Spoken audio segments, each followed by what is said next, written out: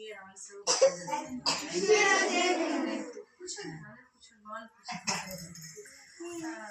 అందరికి బాగా అర్థం వినిపిస్తుంది నా గొంతు. దేవుడు చెప్పారు, నేను దేవుడి గురించి చెప్తాను. అన్నట్లు చదువు గురించి కానీ మనం కొన్ని 3 పాయింట్స్ మనం నేర్చుకోవాలి. ఒకటి, ఫస్ట్ తల్లిదండ్రుల్ని గౌరవించాలి. Second, gain your knowledge. ఈ నాలెడ్జ్ని మీరు పెంచుకోవాలి, సంపాదించుకోవాలి. ఓకేనా? మూడోది, దేవుడి దయలో మీరు ఉండాలి. First respect your father and mother.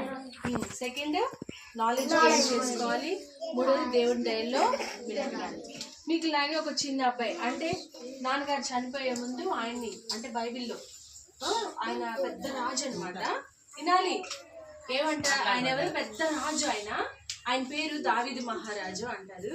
ఆయనకు ఒక కుమారుడు ఉన్నాడు, ఆయన చనిపోబోతున్నాడు, ముసలాయన అయిపోయాడు.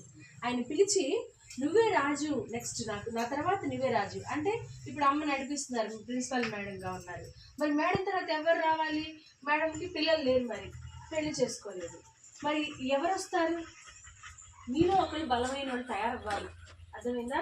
మీ మీద నమ్మకం అలా పుట్టించుకోవాలి. అంత బాగా చదువుకోవాలి, మీరు అంత బాగా చదువుకొని ఇది కెపాసిటీ ఉంది అనేటువంటి ఆలోచన మీరే కావచ్చు, అవుటర్స్ అవ్వచ్చు, ఎవరో ఒకళ్ళు అంత నమ్మకాన్ని పెంపొందింప చేసుకోవాలి. అర్థమవుతుందా?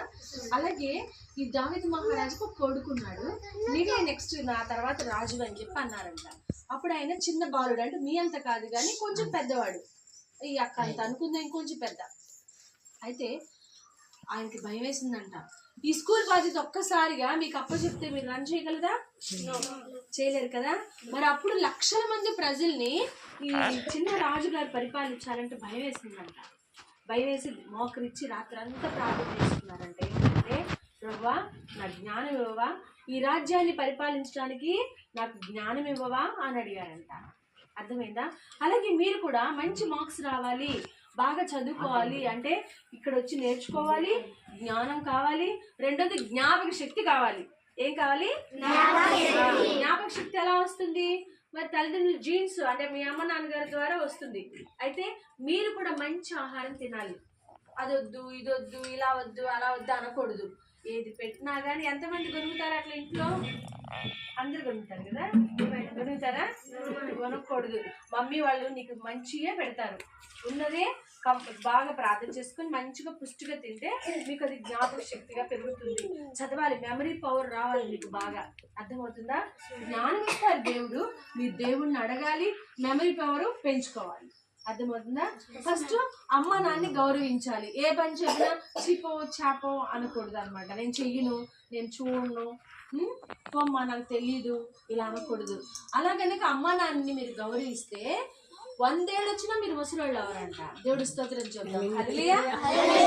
100 సంవత్సరాలు వచ్చినా ముసలోళ్ళు అవరంట. తొందరగా ముసలోళ్ళు అయిపోతారా? అమ్మో, అందరికి అర్థమవుతుంది.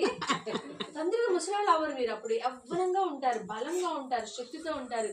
ఎవరిని గౌరవించాలి? ఎవరిని? నెక్స్ట్ అంటే అమ్మ నాన్న గౌరవించాలంటే మమ్మల్ని తిట్టమని కాదు, మమ్మల్ని పెద్దలను కూడా గౌరవించాలి. రోడ్డు మీద ఎవరైనా ముసలోళ్ళు వెళ్తున్నా హెల్ప్ చేయాలి. అర్థమవుతుందా? చీ అనకూడదు. గుడ్డోళ్ళు కనిపిస్తే హెల్ప్ చేయాలి, గుండోళ్ళు కనిపిస్తే హెల్ప్ చేయాలి. అంటే మేమైనా హెల్ప్ చేసేదంటే మీకు కనిపించినప్పుడే, వెళ్ళిపోయి పలకరించని నేను చెప్పట్లేదు. మీకు సపోజ్ మీరు రోడ్డు మీద వెళ్తున్నారు, గుడ్డ అయినా రోడ్డు దాటలేకపోతున్నారు, నాకెందుకు అని వెళ్ళకూడదు అనమాట. Respect all people. అందుకే కదా ఒక మనం ప్రియాంబుల్ చెప్తాం, ఏమని? Indians are my sister and brothers అని మనం pledge, my brothers and sisters అని చెప్తాం కదా. అట్లా అనమాట. మనం పెద్దవాళ్ళని గౌరవించాలి, మీ తోటి వాళ్ళని గౌరవించాలి. ఇది ఫస్ట్ పాయింట్. రెండోది, జ్ఞానం సంపాదించుకోవాలి. మూడోది, దేవుని దయలో ఉండాలి. దేవుని దయ అంటే అన్ని పనులు మీరు మంచిగా చేస్తుంటే దేవుడి దయలో మీరు గొప్పగా ఎదుగుతారు. గొప్ప గొప్ప డాక్టర్లు రావచ్చు మీలోంచి, లాయర్లు రావచ్చు మీలోంచి, ఇన్స్పెక్టర్స్ రావచ్చు మీలోంచి, గొప్ప గొప్ప మరి ప్రిన్సిపాల్స్ అవ్వచ్చు, స్కూల్స్ కట్టించవచ్చు, ఫ్యాక్టరీస్ కట్టించవచ్చు, మాకు తెలియదు ఏమవుతారు మీరు. మంచి మంచి కంప్యూటర్స్ జాబ్స్ రావచ్చు, అమెరికా వెళ్ళొచ్చు, లండన్ వెళ్ళొచ్చు, మనకు తెలీదు. కాకపోతే మీరు చదివే దాన్ని బట్టే ఉంటుంది. అర్థమవుతుందా? జ్ఞానం సంపాదించడం అంటే జ్ఞానం ఏమి లేకుండా నేను అమెరికా వెళ్ళాలి, ఆ కొండ ఎక్కాలంటే ఎక్కలేము మనం, అంతే కదా. బలం ఉంటేనే మనం ఏదైనా చేయగలం. ఒక చిన్నది క్వశ్చన్ వేస్తాను. పాము పుట్టులు చూసారా? తెలుసా? ఎవరు కడతారు? అందరి క్లాప్స్. చాలా మంది పెద్దవాళ్ళకి తెలియదు చెమలు కడతాయని కానీ పాము ఏం చేస్తుంది అందులో తెలియదు, నాది అంటారు కదా, అంతేనా? చీమలన్నీ పారిపోకూడదు. ఇప్పుడు మీరు కూడా చీమలు లాంటి వాళ్ళు, చిన్న చిన్న చిన్న చిన్న చీమలు అనమాట. ఆ పెద్ద పావుని అందరు కలిసి చంపేయాలి. అలాగే మిమ్మల్ని బాధిస్తున్న ప్రతి ఒక్క బలహీనత నుంచి విడుదల పొందాలి అంటే మీరందరూ కలిసి ప్రార్థన చేసుకోవాలి, దేవుడి దయలో ఎదగాలి. అంతేగాని ఒకళ్ళు పాడైపోయారంటే చాలే, వాడు పాడైతే మనం ఏంటి అనుకోకూడదు. వాళ్ళందరి కోసం మనం ప్రార్థన చేయాలి. అందుకే కదా నా కోసం ప్రార్థిస్తున్నారు. దేవుడి స్తోత్రం. మరి ఎంతో థ్యాంక్స్ మీ అందరికి కూడా. ఎప్పుడు రోజు ప్రార్థన చేస్తారండి. Thank you madam. మమ్మల్ని గుర్తుపెట్టుకొని ప్రేమించినంత దూరం కష్టపడి థ్యాంక్ యూ. అంతే, ఎంతో కష్టపడి ఇక్కడ దాకా వచ్చారు. వాస్తవంగా ఉదయం బయలుదేరితే పాపం ఇప్పుడైంది, మళ్ళీ ఇప్పుడు ఇదన్నీ ఇచ్చి మీకే వెళ్ళే వాళ్ళే, కానీ అదంతా ఇస్తే ఇంకా నైట్కి వెళ్ళలేరు పాపం. ఓకే, కాబట్టి 3 పాయింట్స్ మీరు అస్సలు మరవద్దు. ఒకటి,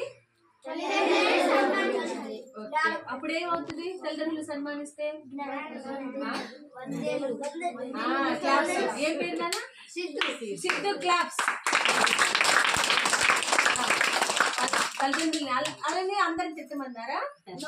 అందరికి హెల్పింగ్ నేచర్ మీకు ఉండాలి. మీ ఏజ్ తో పాటు అది డెవలప్ అవుతూ ఉండాలి. రెండోది ఎవరు చూస్తారు? నువ్వేనా? క్లాప్స్. ఏం పేరు? క్లాప్స్. ఓకే, జ్ఞానం సంపాదిస్తే అప్పుడు మీరు మంచి మంచి డాక్టర్స్ అవుతారు, మంచి మంచి లెక్చరర్స్ అవుతారు, లేకపోతే ఏదైనా సరే ఎమ్మెల్యేలు అవుతారు. మంచి ఎమ్మెల్యే రావాలి, దొంగలు అవ్వకూడదు, మనం అబద్ధాలు చెప్పకూడదు అనమాట. అలాగే మనం పరిపాలించాలన్నమాట. తర్వాత మూడోది దేవుని దయలో అంటే మనం అబద్ధాలు, దొంగతనాలు ఇలాంటివి ఏం చేయకూడదు. ఏ కష్టం వచ్చినా, ఎవరైనా చెడిపోతున్నా వాళ్ళ కోసం మనం ప్రార్థించేవారుగా పిల్లలందరూ తయారవ్వాలి. ఇప్పుడు మీరు పెరిగితేనే రాబో కాలానికి పెద్ద పెద్ద ఆఫీసర్స్ అవుతారు, మంచి మంచి పిల్లలు అవుతారు. మిమ్మల్ని బట్టే ఈ ఊరు డెవలప్ అవుతుంది. మరి ప్రిన్సిపల్ గారు చదువుకోబట్టే కదా ఇంత చక్కగా మిమ్మల్ని నడిపిస్తున్నారు. టీచర్స్ గారు చదువుకోబట్టే కదా మీకు చదువు చెప్పగలుగుతున్నారు. లేకపోతే వాళ్ళకి ఏమైనా వస్తుందా? అమ్మ వాళ్ళలాగే ఇంట్లో పొలం పనులు అవి ఇవి చేసుకునేవాళ్ళు కదా. మీరు కూడా అంతే, పొలం పనులు చేసుకుంటారా? చేయాలి, పొలం పనులు చేయాలి. కానీ అగ్రికల్చర్ అంటారు దాన్ని, అది కూడా పెద్ద స్టడీ, అది కూడా చదువుకోవచ్చు. ఎలా పంటలు పండించాలి, ఏం చేయాలి, అదొక స్టడీ అనమాట. మీ ఇష్టం ఏదైనా ఎన్నుకోని, ఎట్లయినా వెళ్ళొచ్చు. ఎక్కడైనా సరే డబ్బు మనకు వస్తుంది. అమెరికానే వెళ్ళాలని లేదు, ఇండియా కూడా బాగా డబ్బులు వస్తాయి. ఓకేనా? బాగా చదువుకోవాలి. మొన్న ఒక చిన్న పిల్లడు మీకు లాగే మన చర్చిలో ఒక అబ్బాయి ఉంటాడు, 4 years. చర్చికి వెళ్ళి వస్తున్నాం, ఏంటో ఆశ్చర్యపోతారు. నిన్ను కూడా నేను పోప్ చేస్తాను అన్నాను. నై మమ్మీ, హిందీ వాడు అనమాట, దేవుడిని నమ్ముకున్నారు, బ్యాప్టిజం తీసుకున్నాడు. మమ్మీ నక్కో మమ్మీ పైసా నయ్యాతే అంటే నన్ను చూస్తాడు కదా, డబ్బులు ఎవరు ఇవ్వరు కదా, అందుకని చెప్పేసి పైసా నయ్యాతే మై పోప్ నై బంతే అన్నాడు. మేము ఆశ్చర్యపోయి, ఎందుకు అంటే పైసా నయ్యాతే అంటున్నాడు. మరి ఏంటి ఆఫీసర్ బంతే. కాబట్టి అలా కాదు, డబ్బులు ఎక్కడైనా ఎందులోనైనా దేవుడు ఇస్తాడు. మనల్ని బట్టి, మిమ్మల్ని బట్టి ఈ దేశం ఆశీర్వదించబడాలి. అర్థమవుతుందా? బ్లెస్ అవ్వాలి, గ్రీనరీగా ఉండాలి. అంటే గ్రీనరీ అంటే గ్రాస్ ఒక్కటే పెంచి గ్రీనరీ అన్నట్టు కాదు. నువ్వు కూడా చక్కగా అందంగా సంతోషంగా డల్గా ఉండద్దు, ఎప్పుడు కూడా ఉత్సాహంగా ఉండాలి, సంతోషంగా ఉండాలి. అర్థమవుతుందా? మొన్న క్రిస్మస్ రోజు నాకు 104 జ్వరం ఉంది. మా పిల్లలు అందరూ అనుకున్నారంట ఇంక ఈరోజు వాక్యం చెప్పరు మమ్మీ అని అనుకున్నారంట. మళ్ళీ ఎట్లయినా మమ్మీ తెలుస్తుంది అనుకున్నారు. 11 అంటే కొద్దిగా లేట్ అయింది అనమాట. టెంట్లో వేసేసరికి 11 కల్లా నేను స్టేజ్ మీద వెళ్ళి కూర్చున్నాను. ఇంకా నిన్న చెప్తున్నారు, అమ్మో ఇంకొకళ్ళు అయితే 4 రోజులు లేవరు మమ్మీ మీకు వచ్చిన జ్వరానికి. కాబట్టి దేవుడు అట్లాంటి బలాన్ని ఇస్తాడు. అర్థమవుతుందా? దేవుడికి మహిమ కలుగును గాక, దేవుడు మీకు మహిమ ఘనతనిచ్చును గాక. ఈ స్కూల్ ని దేవుడు గొప్పగా దీవించును గాక. ప్రిన్సిపల్ గారికి మంచి ఆయుష్ ఆరోగ్యం ఇచ్చును గాక. అమ్మ నాన్న నాన్నగారులను దీవించును గాక. మీ అమ్మగారికి నాన్నగారికి మంచి డబ్బులు వచ్చింది గాక. ఆయమ్మని దీవించును గాక. ఓకే, మమ్మల్ని కూడా దీవించును గాక. మిమ్మల్ని కూడా దీవించడు కాక మేడం అని చెప్పాలి. God bless you all. చిన్న ప్రేయర్ చేసుకోండి. ఓకే, ఒక నిమిషం, ఒక మాట చెప్తాను. మేడం గారు కూడా నాలాగే మ్యారేజ్ చేసుకోకుండా దేవుడి సేవకని అప్పగించుకున్నారు. అర్థమైందా? మేడం గారు ఒక లాయర్. లాయర్ అంటే తెలుసా మీకు? నల్ల కోట్ వేసుకుంటారు, కోర్టులో జడ్జి దగ్గర నిలబడతారు. అది జడ్జి అంటే పెద్ద ఆయన కింద ఇంకా కొంతమంది లాయర్స్ ఉంటారు అనమాట. ఇప్పుడు మేడం గారి కింద టీచర్స్ ఎలాగో అలాగా. సో నేను పరిచయం అయిన తర్వాత మనకు ఒకసారి భోజనం పెట్టారు ఇక్కడ బ్యాండ్ గట్టం, గుర్తుందా? మేడం గారు తీసుకొని ఆ ఇన్స్టిట్యూషన్ భోజనం పెట్టారు. ఎలా పెట్టారంటే ఊరికే జస్ట్ నేను స్టేటస్ లో పెట్టాను ఫొటోస్ మనకి పెట్టి, అది చూసి మీరు ఏం చేస్తున్నారు, ఎక్కడ చేస్తున్నారు ఏంటని వివరాలు అడిగి తను ఇంకా ఇలా చేయాలని అప్పటి నుంచి 3 years నుంచి మనకు బట్టలు ఇస్తానే ఉన్నారు కదా. This is 3rd year. అంటే ఫస్ట్ టైము క్రిస్మస్ కి అయిపోయి అది ఇచ్చారు, లాస్ట్ ఇయర్ మీరు వచ్చి ఇచ్చారు. This is 3rd time. Only girls కి ఇచ్చారు last month, before last year boys కూడా ఇచ్చారు. సో మనం బాగా గుర్తుపెట్టుకోవాలి. ఎవ్రీడే ప్రేయర్ కూడా చేస్తున్నాము. మేడం గారు హైదరాబాద్ లో ఇదిగో మన స్కూల్ అంత ఇల్లు, అంత పెద్ద స్కూల్ అంటే అంత ఇల్లు తీసుకొని చర్చి నడిపిస్తున్నారు. వేరే ఇంకో చోట కూడా నేను వెళ్ళి చూసి వచ్చాను. నేను చిరంజీవి సార్ వెళ్ళి అక్కడ అదంతా చూసి వచ్చాము. సో అక్కడ చాలా మంది పెద్దోళ్ళు, అక్కలు, ఇంకేళ్ళకంటే పెద్దోళ్ళు అనమాట. వాళ్ళందరూ ఉంటారు చాలా మంది. మొన్న ఫొటోస్ కూడా పెట్టారు. సో కాబట్టి ఎందుకు అలా చేస్తున్నారంటే తను కూడా జీవితాన్ని దేవుని కోసం చాలా మంది అలా ఉండేవాళ్ళు ఉన్నారు. సో అలా చేయాలని తన జీవితం కూడా అట్లా సమర్పించుకున్నారు.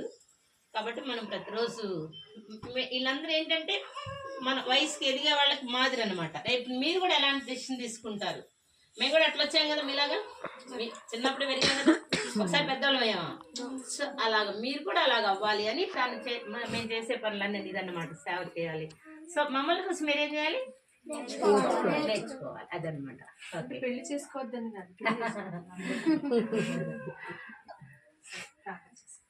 కళ్ళు మూసుకోండి, అందరూ ప్రార్థన చేద్దాం. అత్యున్నత సింహాసనాశీల దేవనైన నీకు స్తోత్రం చెల్లించుకుంటున్నాం తండ్రి. మా బిడ్డలను దీవించండి. చాలా రోజుల తర్వాత చూడటానికి మరి నాకు ఇచ్చినటువంటి మంచి సమయానికి కొట్లాడు వందనాలు తండ్రి. అయ్యా నీ కుమార్తెను బట్టి ప్రార్థిస్తున్నాం. మంచి పేరు పెట్టారు నాయన తల్లిదండ్రులు, సుజ్ఞానం అని తండ్రి. అవును ప్రభా, జ్ఞానం అనేది చాలా గొప్పది నాయన. అయ్యా ప్రభా, ఇగో తండ్రి ఏది నేర్చుకున్నా ఆ సబ్జెక్టు అంతవరకు ఆగిపోదు నాయన. అనంతమైన ఆకాశాలు అంత ఉంటాయి నాయన. ఇగో తండ్రి నిన్ను తెలుసుకోవడం మహాజ్ఞానం తండ్రి. నీ బిడ్డలకు అలాంటిది నేర్పిస్తున్నందుకు వందనాలు చెల్లించుకుంటున్నాం. నీ కృపాక్షేమతో బిడ్డలందరినీ పేరు దీవించండి నాయన. నీ కళ్ళుతో నింపు. నేను తీసుకొచ్చింది ఏ పార్టీ నాయన. అయ్యా ప్రభు నువ్వే పోతే నేను ఇవ్వలేను కదా నాయన. అయ్యా నీ చిత్తం అయితే నెక్స్ట్ ఇయర్ బిడ్డలందరికీ తండ్రి ప్రభు నేను ఇంకా మంచిగా ఇవ్వడానికి నీ సహాయపడండి.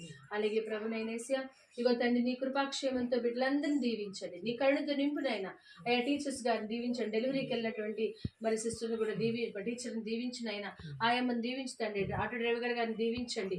అలాగే ప్రభు మేడంని హెల్ప్ చేసిన ప్రతి ఒక్కరికి మీరు తోడుగా ఉండండి. ఈ స్కూల్ చుట్టూ నీ దేవదతుల నుంచి ఆశీర్వదింప చేసి బిడ్డలు ఆడుతున్నప్పుడు కానీ, అటు ఇటు పరిగెడుతున్నప్పుడు కానీ, స్కూల్కి వస్తున్నప్పుడు వెళ్తున్నప్పుడు సమస్త వేళ తోడుగా ఉండి నడిపించి ఆశీర్వదించేసి మా ప్రయాణం అంతా కూడా తోడుగా ఉంది. నీ కృపాక్షేమంతో నింపమని నజరేయుని యేసు నామమున బ్రతిలాడి కొంచున్నాను తండ్రి. అందరం చెప్పుకుందాం. యేసు రక్తమే జయం, యేసు రక్తమే జయం, యేసు రక్తమే జయం, యేసు రక్తమే జయం, యేసు రక్తమే జయం, యేసు రక్తమే జయం. మన తండ్రి అయిన దేవుని ప్రేమ, కుమారుడైన యేసుక్రీస్తు యొక్క కృప, పరిశుద్ధాత్మిక అన్యోన్య సహవాసం ఈ బిడ్డలతో ఉండి రాబో కాలానికి దేశాన్ని గొప్పగా ఉద్ధరించే బిడ్డలుగా తయారు చేయను గాక. ఆమేన్.